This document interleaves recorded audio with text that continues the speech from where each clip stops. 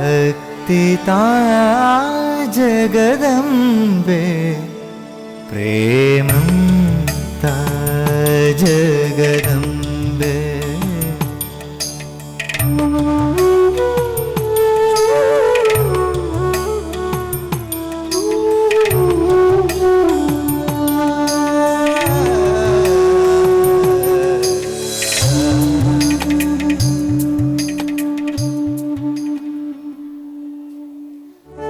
പ്രേമസ്വരൂപികളും ആത്മസ്വരൂപികളായിരിക്കുന്ന എല്ലാവർക്കും നമസ്കാരം.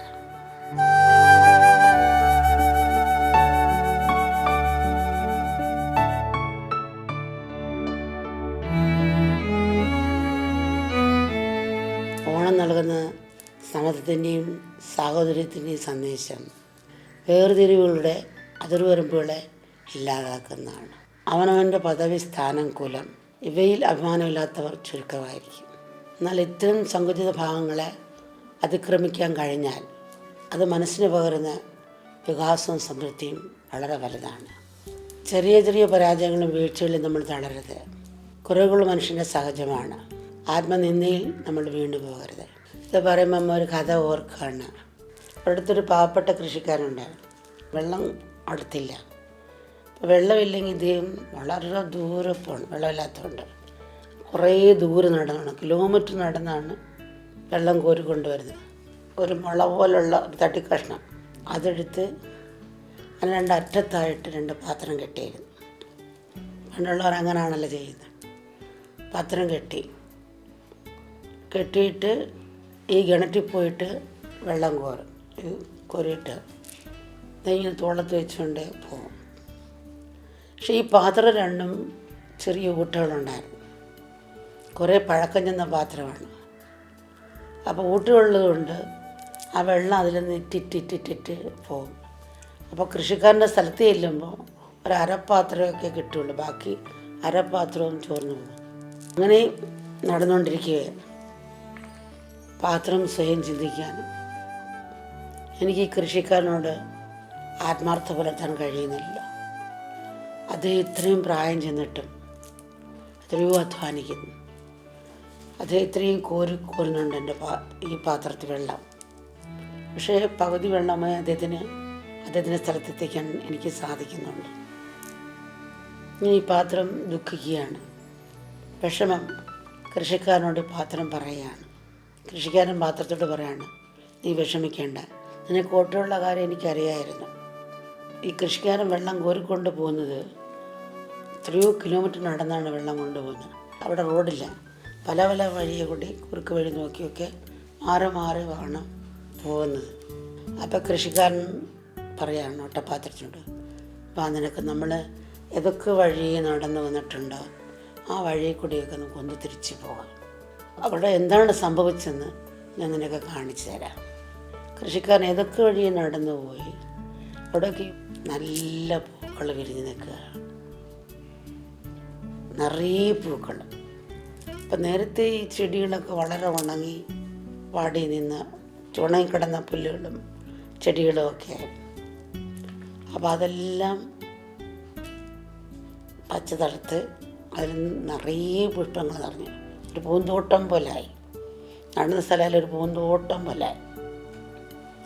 അപ്പോൾ കൃഷിക്കാരൻ പാത്രത്തോട് നോക്കൂ, ഇതൊരു ഭംഗി, ഇതെങ്ങനെ ഇത് സംഭവിച്ചു നിനക്കറിയോ? നീ പൊഴിച്ച വെള്ളത്തിൽ നിന്നാണ് ഈ മനോഹരമായ പുഷ്പങ്ങൾ വളരുന്നത്. ആ പുഷ്പങ്ങൾ ഈ പ്രകൃതിയെ മുഴുവൻ മനോഹരമാക്കി. നീ അറിയില്ലായിരുന്നു. ഈ പുഷ്പങ്ങൾ ഈ ഗ്രാമത്തിലുള്ള പിള്ളേരെല്ലാം വന്ന് പിച്ചിക്കൊണ്ട് പോവുകയും അവർ ഭഗവാനെ പൂജിക്കുകയും ഒക്കെ ചെയ്യാറുണ്ട്. ഞാനും അത് എടുത്തുകൊണ്ട് പോയി ഭഗവാന് വേണ്ടി സമർപ്പിക്കുകയാണ്. ഇത് കേട്ടതോടെ ഒട്ടപ്പാത്രത്തിന് ഉള്ളിൽ സന്തോഷം നിറഞ്ഞു. അപ്പം അങ്ങനെയുള്ള മനസ്സായതുകൊണ്ട് കൃഷിക്കാരന് കൃഷിസ്ഥലത്തും വെള്ളം കിട്ടി, ചുറ്റുമുള്ള കുഞ്ഞുങ്ങൾക്കും പുഷ്പങ്ങൾ കിട്ടി, അത്ര പുല്ലുകൾക്ക് ചെടികൾക്ക് വളരാനുള്ള കഴിവ് കിട്ടി, വികസിക്കാൻ സാധിച്ചു, മറ്റവർക്കൊക്കെ സന്തോഷം പകരാൻ സാധിച്ചു. അത് ഈശ്വരനോട് സമർപ്പിച്ചു. ഓരോ ജീവനും ഈശ്വരൻ ലയിച്ചു തരണമെന്നാണല്ലോ. അപ്പം ആ ജീവൻ ഉണർന്ന പുഷ്പങ്ങളായി ആ പുഷ്പം ഈശ്വരൻ്റെ പാദത്തിൽ എത്താനുള്ള സാഹചര്യം ഉണ്ടാക്കി. ഇപ്പോൾ നമ്മളൊക്കെ വിചാരിച്ചാൽ അതുപോലെ തന്നെ നമുക്ക് സാധിക്കും. ഈ ലോകത്തിൽ നമുക്ക് ഓരോരുത്തർക്കും നമ്മുടേതായ ഒരു പ്രസക്തിയും പ്രയോജനവുമുണ്ട്. അത് നമുക്കല്ലാതെ മറ്റാർക്കും നിർവഹിക്കാൻ കഴിയില്ല. അതിനാൽ ആത്മനിന്ദയ്ക്ക് ഒരിക്കലും നമുക്ക് അവകാശമില്ല. കഴിഞ്ഞ കാലം അമ്മ എപ്പോഴും വരെ ഒരു ക്യാൻസർ ചെക്കാണ്. ഇപ്പം നമുക്ക് പറ്റുന്നത് ചെയ്യാം.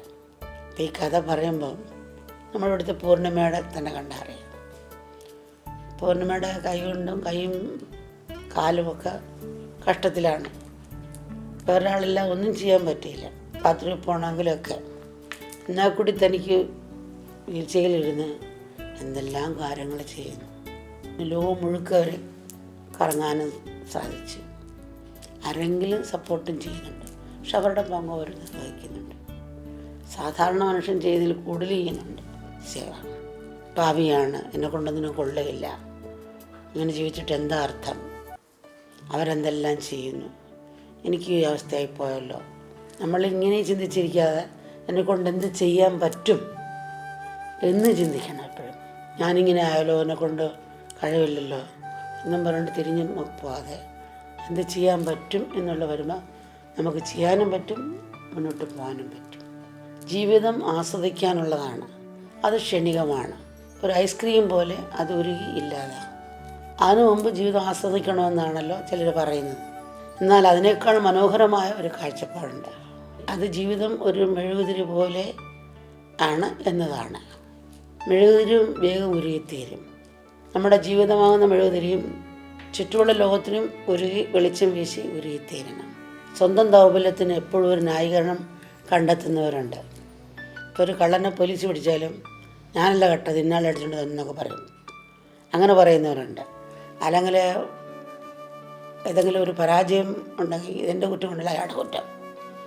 അതുപോലെ തറയിൽ വീണ എന്തെങ്കിലും ഒരു പിടിച്ചു കയറാൻ വഴി കണ്ടെത്തുന്ന പോലെ എപ്പോഴും ഒരു ന്യായീകരണം കണ്ടെത്തുന്നവരോ എല്ലാവരും ഒന്നല്ല ഉണ്ട്. അതിനുള്ളൊരു പ്രത്യേക കഴിവും അവർക്കുണ്ടാകും. യഥാർത്ഥ സാമർത്ഥ്യം അതിലല്ല, ദൗർബല്യങ്ങളെ ജയിക്കുന്നതിലാണ്.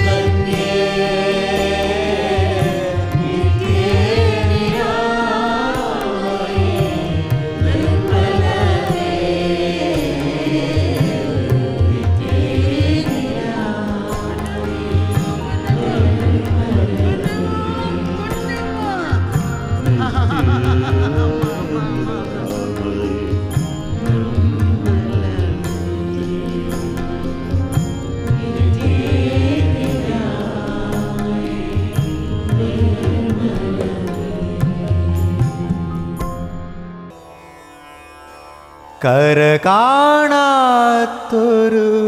കരുണ അലയിളകും നൻപിൻ പെരുമാ നിലയറിയാത്ത നേതാന്ത നിയോഗം നിലയറിയാത്ത നേതാന്ത നിയോഗം അറിയുകയൻ ഗുരുവേ.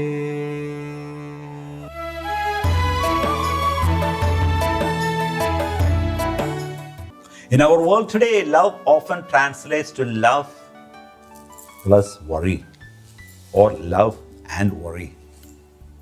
By and by, love disappears and worry alone remains. In other words, worry overpowers love. In all relationships, mothers worry too much about their children.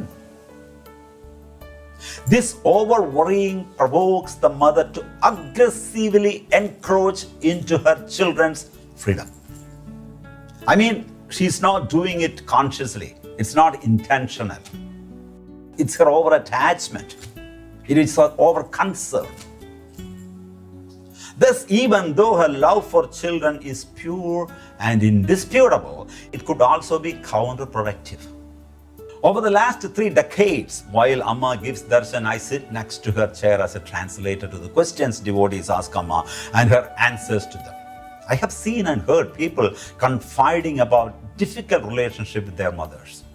Mothers have been receiving this strange combination of love and worry for so many generations. They have been inheriting it. I'm not questioning the pure love of a mother to her children. I have also seen the power of a mother's love. Even when the children are born and brought up in the West, maybe in the US or in Europe, so they become more Americanized or they become more European than Indian. I mean, they will become one among the mainstream American society or European society. They cannot relate to India or Indian culture at all. In such a situation, in such conditions, I have seen children born and brought up in a country, outside the country, they still are spiritual. They are still very religious. And when you ask them, I have experienced this, seen this, heard this directly. They're disclosing this to Amma when asked, how did you get this devotion? How could you be so spiritual? And they say, it's my mother. My mother gave this to me. So anyhow, I'm not questioning the pure love of a mother to her children. However, the worry aspect makes it very complicated and hurtful. Hence, a change in the chemistry is imperative. Here, the point I would like to make, for cultivating care, you should also try to lower the level of your expectations. It's your expectations that trigger the worry. Minimizing expectations will help to maximize the inner feeling of care and thereby facilitate the expression of it with far greater tenderness, love, and patience. I'm not saying that you will not discipline, you will certainly discipline your child, but even that discipline will have an affection, an affectionate vibe to it, a loving vibe to it. And how to do that? Regardless of your role and responsibility in life, perform your duty, your dharma as best as you can, meaning with as much love and dedication as possible. However, it is best not to have too many expectations, or at least try to curtail your level of expectation. Once the children grow up, whoever it is, they have their own way. They may even move away from you. I mean, they will be in another country, or they will have their own responsibilities, or their job demands it, or the wife wants the husband to be in another country or in another city, or the husband wants the wife to be in another city, so they have to oblige. And it happens, and your expectations have no place there. That's not a priority. So we often expect a payoff for our efforts. And when that doesn't happen, disappointment and resentment are fueled. A question may arise, are you saying that we shouldn't expect any remuneration for the work we do? No. You can certainly expect the result, but expect both good and bad. Success and failure, gain or loss, and prepare yourself to accept both consequences. As Amma says, suppose you helped someone, a friend of yours, long time back when you were in the school, and at that time you were rich and your friend was poor. You helped him, you fed him, you took care of his studies, you paid the fees, and then after a long time, he becomes rich and you are in a very poor financial situation. And then suddenly you remember, oh, I have this friend. I have helped him so much. So maybe I can go and borrow some money from him. And you go there expecting $5,000. And now the friend may give you just $5,000, or he may even give you $10,000, or he may only give $2,000. He may not give anything, and he may even say, oh, my dear friend, I have been in a very, very bad financial crisis, and I was actually thinking of approaching you to get some money. So, when you don't get money, when you don't get what you have expected, here in this case it is money, you become revengeful, you will become angry, you want to somehow destroy him. So this happens because you can expect, as Amma says, but you expect both. So there is another point to remember in cultivating care. Expectations push us to look ahead, mentally entrapping us in the future. Expectations push us to look ahead, mentally entrapping us in the future. Stay in the present, push aside the mental rush towards the outcome, the response of others, the lure of the future. Stay in the moment.